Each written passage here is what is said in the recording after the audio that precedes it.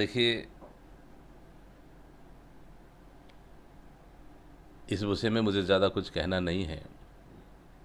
Congress party ने महिला कांग्रेस का शहर अध्यक्ष बनाया, कांग्रेस पार्टी ने पार्षद की टिकट दी, कांग्रेस पार्टी ने महापौर बनाए, कांग्रेस पार्टी ने, जबकि भारतीय जनता पार्टी अभी कुछ महीने पहले अविश्वास लाए, कांग्रेस पार्टी ने अविश्वास से भी बचा लिए। और इसके बाद भी कुछ कमी अगर रह गई होगी तो मुझे लगता है कि शायद कांग्रेस पार्टी ने ज़्यादा कुछ दे दिया। नंबर एक। नंबर दो, ठीक है,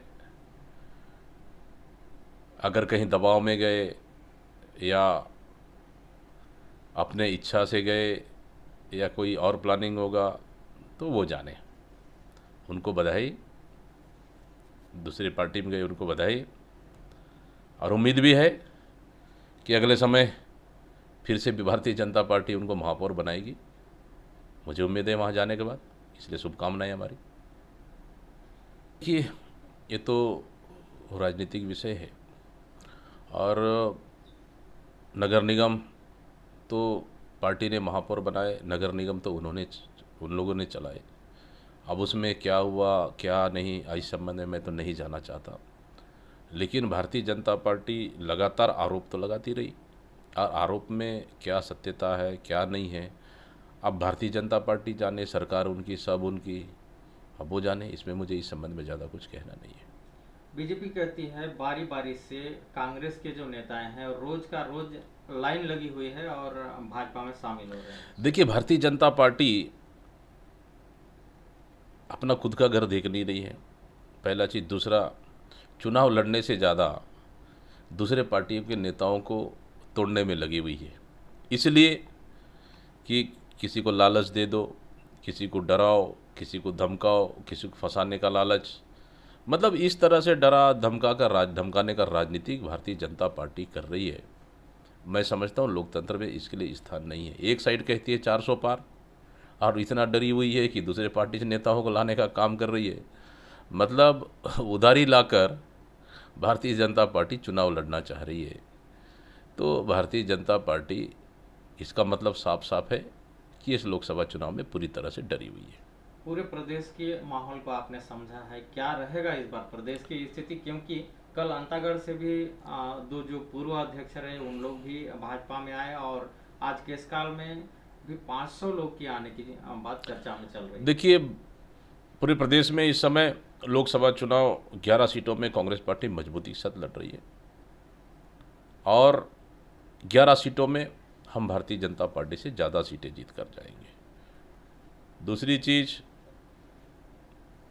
कुछ लोग अगर सत्ता के लालची हैं वो लोग जा रहे हैं, और असली कांग्रेसी है जो संघर्ष का साथी है वो आज भी पार्टी के साथ है।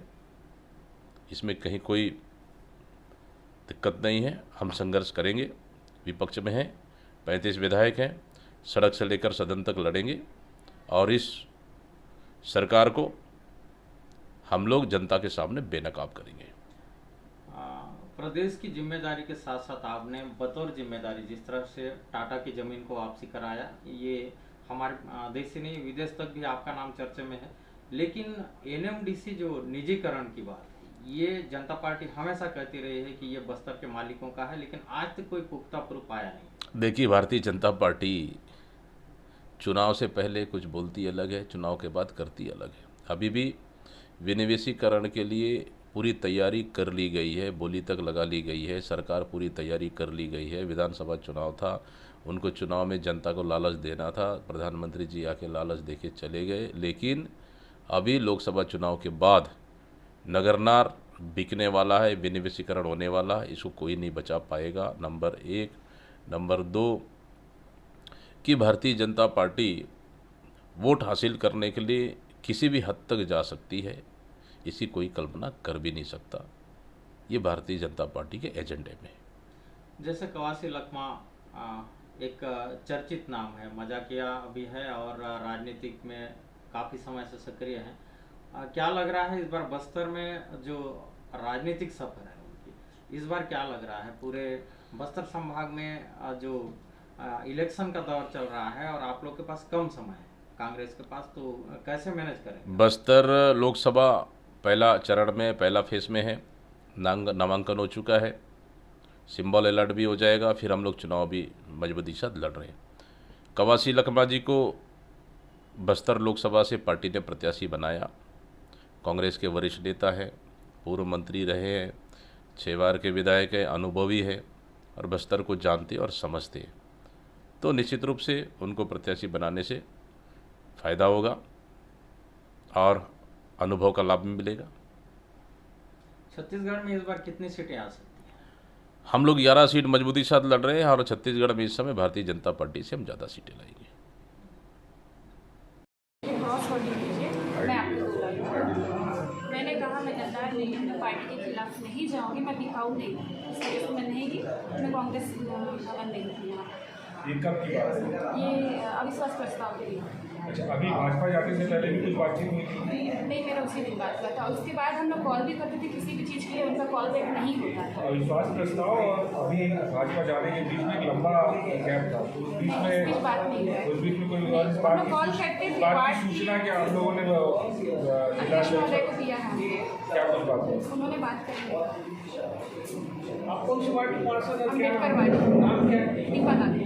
वही भारतीय जनता पार्टी महापौर सफीरा साहू के खिलाफ अविश्वास प्रस्ताव लेकर के आती है और वो कहती है कि पैर के नाखून से लेकर के सर के बाल तक महापौर सफीरा साहू भ्रष्टाचार में लिप्त है।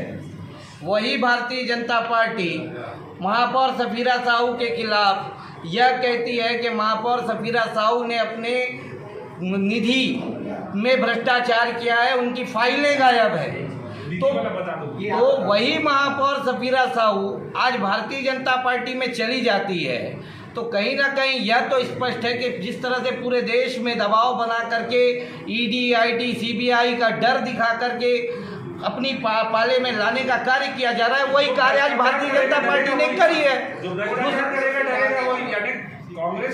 देखिए, अब तो वो सवाल हम पूछ रहे हैं कि भारतीय जनता पार्टी, भाई हमको तो कहीं नहीं लगा भ्रष्टाचार हुआ है। हमारे समय नहीं, देखिए हमारे समय में तो हमको तो कहीं नहीं लगा भ्रष्टाचार हुआ है, लेकिन आरोप तो वही लगा रहे थे। अब तो हम उनसे पूछ रहे हैं कि आप अब भ्रष्टाचार के आरोप जो लगाते थे उस पे अब आप क्या कार्रवाई करेंगे? क्या वो वॉशिंग मशीन में क्लीन हो गई या फिर जी?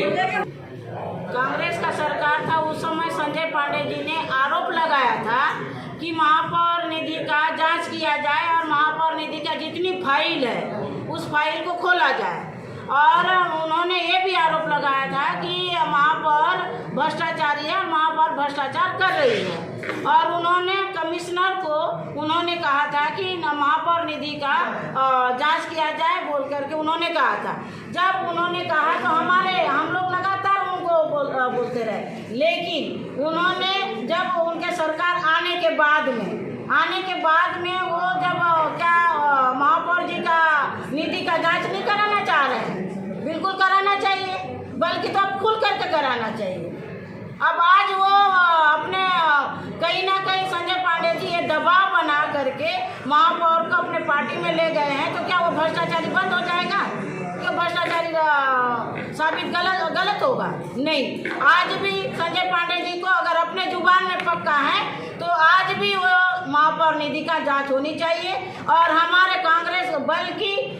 कांग्रेस के सरकार के समय में महापौर निधि का जितना ज़्यादा बीजेपी के पार्षदों के वार्ड में काम हुआ है उतना हमारे कांग्रेस के वार्डों के पार्षदों के पास नहीं हुआ है। लगातार हमारे कांग्रेस के पार्षदों ने कहा कि महापौर जी हमारे वार्डों में नाली के लिए, रोड के लिए, पुलिया के लिए आपका निधि का पैसा दो। मैं ठीक है, मैं देती हूँ, मैं इस बार नहीं अगली बार दूंगी, अगली बार नहीं अगली बार दूंगी। उन्होंने लगातार ऐसा कह करके हमारे पार्षदों को बहला रही थी, और उन्होंने लगातार बीजेपी के वार्डों में अपना निधि का पूरा उपयोग किया और उनको दिया।